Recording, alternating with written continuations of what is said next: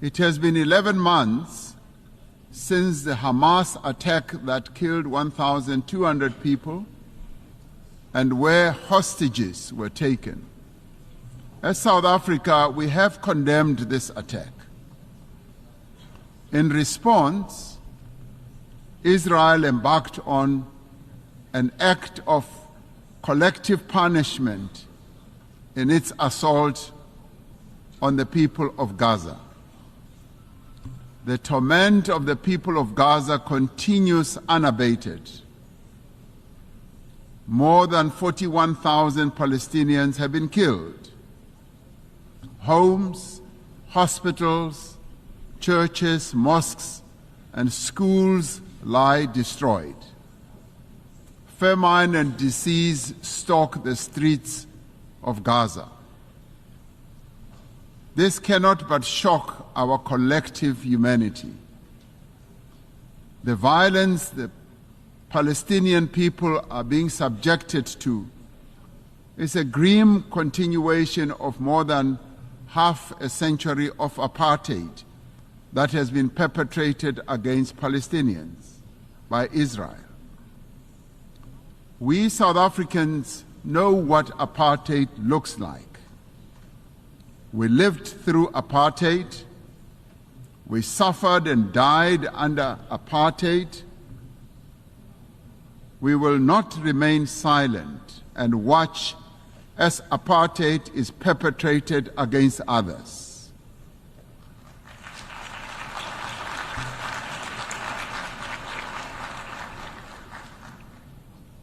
Through the United Nations and the instruments it wields, we must end the suffering that Palestinians are being subjected to. We are called upon to uphold the principles of the UN Charter and to uphold consistently and in their entirety the fundamental tenets of international law. International law cannot be applied selectively. No one state is more equal than any other.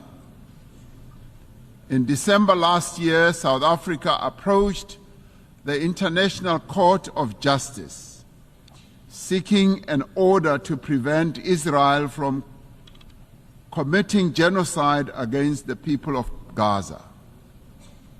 We did so in terms of our obligations as a state party to the Convention on the Prevention and Punishment of the Crime of Genocide.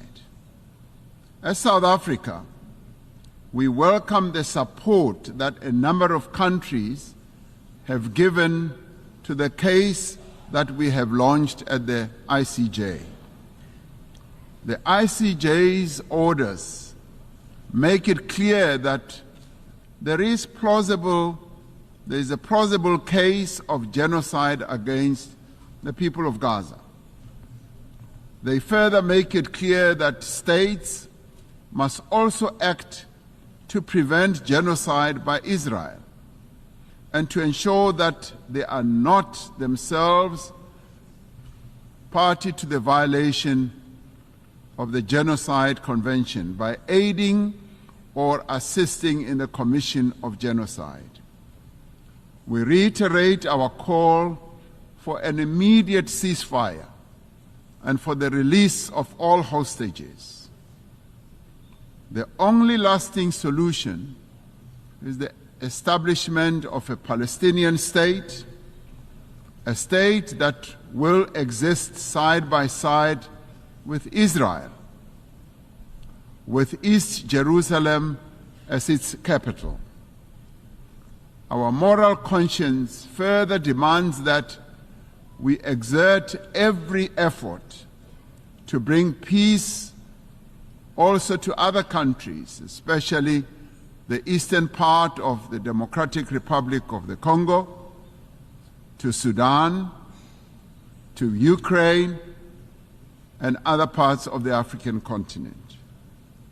We must realize the aspirations of the people of Western Sahara to self-determination. Achieving and maintaining peace and security requires the collective will of the community of nations gathered here. It requires that the UN Security Council should be a more representative body and inclusive. 78 years since its formation, the structure of the United Nations Security Council remains largely unchanged. Africa and its 1.4 billion people remain excluded from its key decision-making structures. This cannot continue.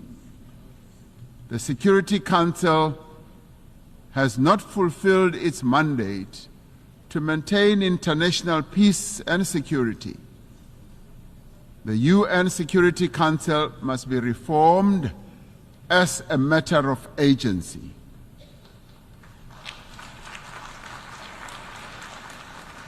We would like to see the Security Council being more inclusive so that the voices of all nations can be heard and be considered.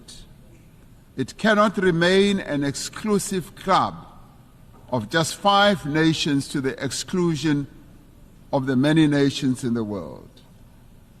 Africa stands ready to play its role in building a safer global order by participating in the work of the UN Security Council on the basis of respect and acceptance. The African Union and its member states are engaged in mediation, in dialogue and diplomacy across our continent to create conditions under which peace and development can take hold. There must be greater collaboration between the United Nations and the African Union towards resolving a number of conflicts and also in addressing the root causes of conflicts that continue to rage. Pandemics and endemics pose a serious threat to us all. We are concerned by the spread of mpox across the world and in Africa in particular. We urge the international community to mobilize vaccines and other medical countermeasures for deployment where they are most needed. Economic prosperity is key to sustainable peace. Through the Africa Continental Free Trade Area, we are establishing the foundation for a massive increase in trade and investment and infrastructure in our continent. The AFCFTA will further integrate regional economies and accelerate Africa's industrialization and economic growth. The climate crisis is now a full-blown climate emergency in the world. It impacts very devastatingly to both countries and citizens of many countries. Extreme weather, such as flooding, fires, and droughts, are becoming wreaking havoc on societies, economies, and the livelihoods of ordinary people. Despite being least responsible for climate change, developing economy countries, and particularly African countries, are bearing the brunt of what they did not create and are in the front line. Do you want to watch more videos like this one? If yes, subscribe to our channel and press the bell icon next to it. We have decided to bring videos on something nobody talks about: African politics, economy, and increasing power. Thanks for watching, and until the next video, stay tuned. Tell us what you think in the comment section. Like and share the video, and subscribe so that you don't miss any of our African videos. It's the best way to support us.